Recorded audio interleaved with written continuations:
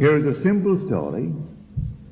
A boy born in poverty, born in Odessa, Russia, in a Jewish family, who knew nothing of, well, a full meal.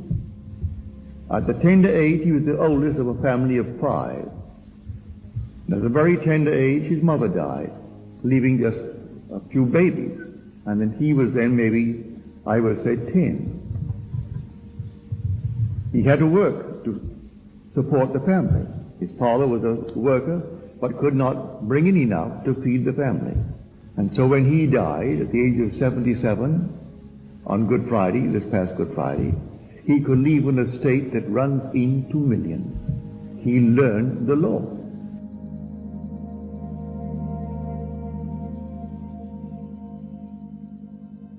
He never knew what it was to have a new pair of shoes, a new pair of pants, a new shirt, a new hat. Everything was given by charity. And these gifts were not new things, they were simply hand-me-downs, what people had passed on. And so when he wore out the burlap shoe, then he could go back and get another pair of things to wrap his foot in cold Russia. He got a job going to the bank every day with large denominations in paper, and they would be exchanged for silver and copper.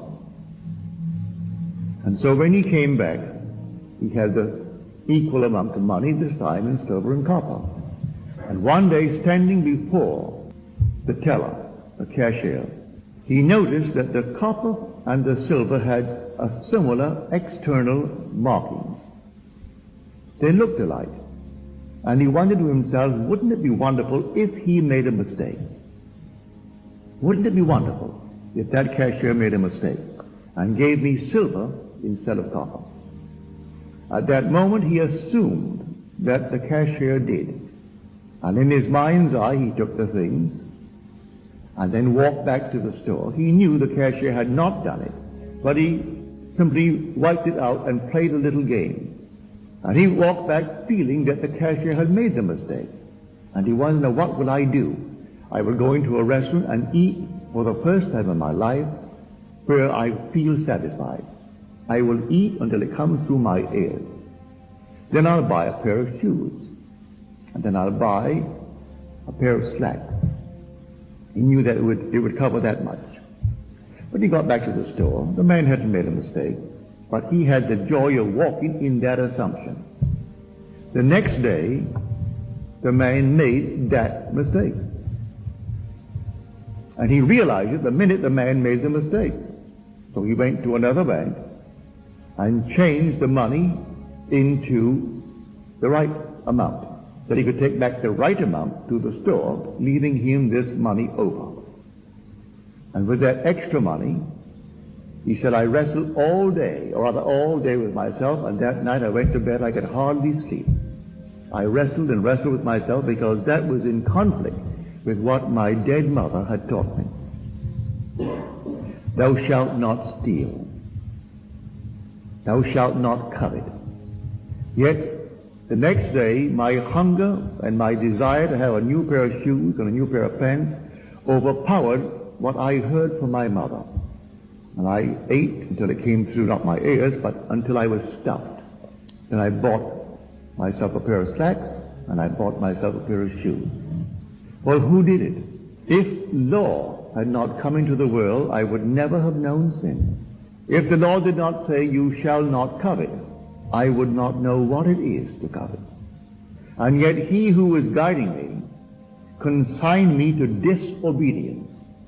For we are told Christ reflects the glory of God and is the express image of his person. Well, who is forming the master? The word translated master means the supreme authority, the controller, God, the Lord. That's what it means. So when they use the word master, you look it up and see it means the supreme authority, the Lord, God, the controller. So the controller is in control of every life in the world. And you are consigned to disobedience. that he may have mercy upon you. So you find yourself, as he did, hungry and embarrassed because of the rags that he wore. And he learned that law was spiritual. So he rose from that state as a little impoverished Jewish boy in Odessa, in Russia. And after the revolution, he found himself, because the war came to an end, among the soldiers who left Russia and made their way into France. And so when he died at the age of 77, on Good Friday, this past Good Friday, he could leave an estate that runs into millions. He learned the law. He learned that the law is spiritual. And as he told me himself, he never took a man to court for an unpaid bill. He would sit at his desk when all the employees left, and he would write out a letter thanking them for their check. He never mailed it, but he would get himself into that mood and thank them for the check that they had sent. And he said within a matter of days, never in excess of a week, but quite often within 2-3 days, a check came. Check came to him in payment of an unpaid bill that was long overdue. So he said, I never once had to lose a friend, for I cannot remain in business and lose customers. And so I never had to dun a customer. I learned the law. I learned that these assumptions, though denied by my senses, if I really believed them and put all my faith in the assumption, it would become a reality. And so I lived by it long before I met you, Neville. Long before I ever heard of you. I heard of you only through my wife. She heard of you and heard the law, and we sort of struck it off together when we met in Paris.